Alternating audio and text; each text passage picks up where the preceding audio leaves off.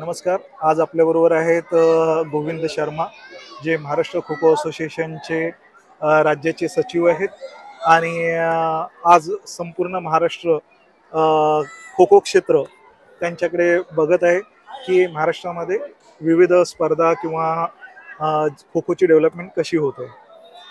सर्वप्रथम आज आपण 38वी किशोर किशोरी म्हणजे सब ज्युनियर राज्य अजिंक्यपद खो खो स्पर्धा पालघर येथे आहोत. केडी कॉलेज हायस्कूलच्या मैदानात क्वार्टर फायनलचे हे सामने सुरू आहेत आणि गोविंद शर्मांना मी विचारू इच्छितो की महाराष्ट्र खो खो संघटना ह्या विविध राज्य अजिंक्यपद स्पर्धा भरवत असते, त्यावेळेला कोणकोणत्या अडचणी येतात?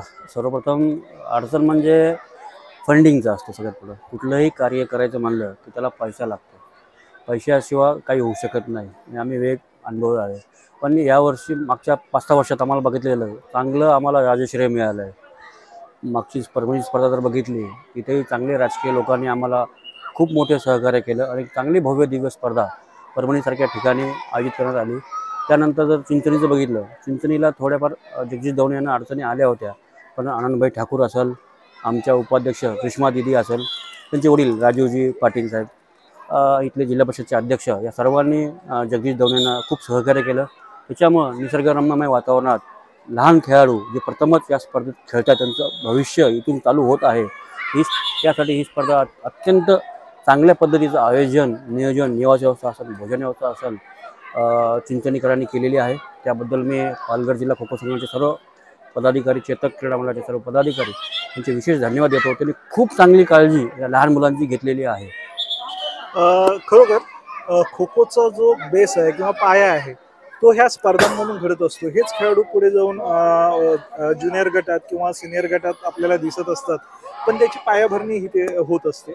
तर ह्या अंडर 14 किंवा किशोर किशोरी गटासाठी महाराष्ट्र असोसिएशन आपल्या वेगवेगळ्या खेळाडूंना म्हणजे तांत्रिकदृष्ट्या किंवा अतिशय चापल्यपणे ते खेळताना आपल्याला ते कायमस्वरूपी आपल्याकडे टिकून राहावेत यासाठी काही प्रयत्न करतात. निश्चितपणे बघितलं, मुंबई असेल, पुणे असेल, उस्मानाबाद असेल, आता नंदुरबारचा जर विचार केला ग्रामीण भागात अत्यंत, परभणी असेल, औरंगाबाद, संभाजीनगर आहे, असे रत्नागिरी आहे, थोडक्यात सांगा सिंधुदुर्ग जर सांगितलं, असे अनेक जिल्हा सचिव आहेत. ते अहोरात्र खेळाडू टिकवण्यासाठी मेहनत करत असतात. काही लोकांना यश येतं, काही लोकांना यश येत नाही. शेवटी काय, ग्रामीण आणि शहरी भागामध्ये खूप फरक आहे. शहरी भागात जर खेळाडू मैदानावर आणायचं म्हणलं तर खूप कष्ट घ्यावं लागतात आणि तो खेळाडू टिकत नाही. ही परिस्थिती ग्रामीण भागात झालेली आहे आजकाल. स्पर्धेपुरतं यायचं, स्पर्धा झाली की ते खेळाडू बंद होतात. अनेक जिल्हा सचिव त्या जिल्ह्यात शिबिर घेतात त्यांचे. काही ठिकाणी संदीप तावडे जर असेल, संतोष सावंत असेल, पवन बाराते असेल, चंद्र जाधव असेल, प्रवीण बागल असेल, सुनील चव्हाण आहे, उमाकांत आहे, असे अनेक नवीन नवीन प्रशिक्षक आम्हाला यावेळेस मिळालेले आहेत. मला सांगायला अभिमान आहे की आम्ही जे धाराशिवला प्रशिक्षण शिबिर घेतलं होतं त्याचं आम्हाला फळ म्हणून बघितलं तर मागच्या स्पर्धेत 24च्या 24 जिल्हे सहभाग झाले होते. इथे जर बघितलं 24 पैकी 23 जिल्हे सहभागी झाले होते. फक्त नांदेड जिल्हा हा काही तांत्रिक कारणामुळं त्यांना रिझर्वेशन तिकीट मिळालं नाही, म्हणून लहान खेळाडू असल्यामुळे ते इथे येऊ शकले नाही. आता यावेळेस सुद्धा आमची अपेक्षा होती की 24च्या 24 खेळाडू सहभाग झाले असते या स्पर्धेत. अतिशय चांगली गोष्ट आहे की आपल्या महाराष्ट्र असोसिएशनकडे 24 जिल्हे आहेत आणि 24च्या 24 जिल्हे आपल्याकडे पार्टिसिपेट होत असतात आणि ते खेळत असतात. आज जर का आपण बघितलं तर थोडासा एक वेगळा प्रश्न की राष्ट्रीय खो खो स्पर्धा ही कंटिन्यू सर्व तिन्ही गटांमध्ये मॅटवर होत असते, पण महाराष्ट्रात राज्य अजिंक्यपद खो खो स्पर्धा मॅटवर कधी सुरू होणार? त्याच्या मागं खूप मोठा खर्च आहे. तुम्ही जर विचार केला मॅटवर स्पर्धा घ्यायची म्हणलं, हा आपला ग्रामीण भागातला खेळ आहे आणि प्रत्येक जिल्ह्यात, प्रत्येक तालुक्यात, प्रत्येक ग्रामीण भागात तुम्हाला खो खोचं मैदान सापडल्याशिवाय राहणार नाही. जिथे शाळा आहे ते तुम्हाला खो खोचे खुंटे 100% सापडणार, आणि एवढ्या ठिकाणी आपण मॅट प्रोव्हाइड करणं हे अशक्य आहे.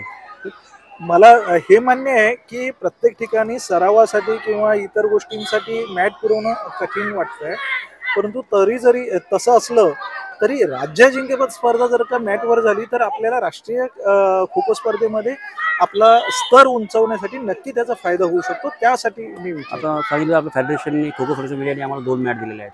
आम्ही एक मॅट सांगली जिल्ह्याला दिली, एक उस्मानाबादला ठेवली आहे. येणाऱ्या पुढच्या काळात आम्ही एक ग्राउंड मॅचचं करायचा आमचा विचार चालू आहे.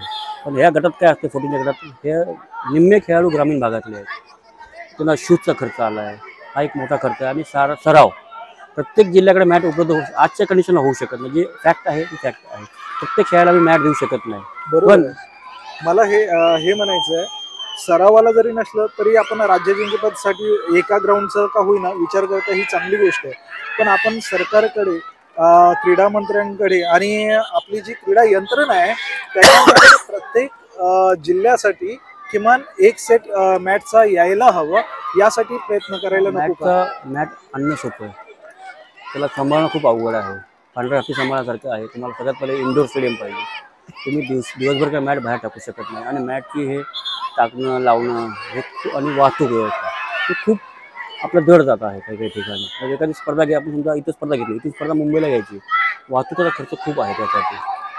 आता जर बघायला गेलं तुम्हाला धाराशिवला मॅट आहे, सोलापूरला आहे मॅट, त्याच्यानंतर बघितलं सांगलीला आहे, पुण्याला बालेवाडीत मॅट आहे आपल्याकडे, जळगावला आपण मॅटवर स्पर्धा घेतल्या होत्या. जिथं शक्य आहे तिथं आपण प्रयत्न करतो, असं नाही की प्रयत्न करत नाही. नक्कीच कौतुकास्पद आहे. जिथे शक्य आहे त्या प्रत्येक ठिकाणी गोविंद शर्मा म्हणाले की आम्ही मॅटवर स्पर्धा घेतोय.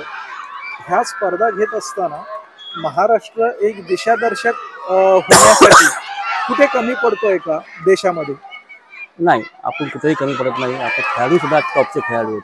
तुम्ही जर आता नॅशनल गेम बघितला असेल तर प्रतिम नवीन तरुण खेळाडू संघात होते आपले, तो प्रतिम खेळ केला त्यांनी. आपण जवळपास डावाच्या फरकाने संघ खेळाल. फक्त आपण थोडं ओडिशाचा थोडा वाहतुकीची भेटी, पण येणाऱ्या काळात आपण ओडिशावरही डावाने मात करण्याचा प्रयत्न येणाऱ्या काळात करू.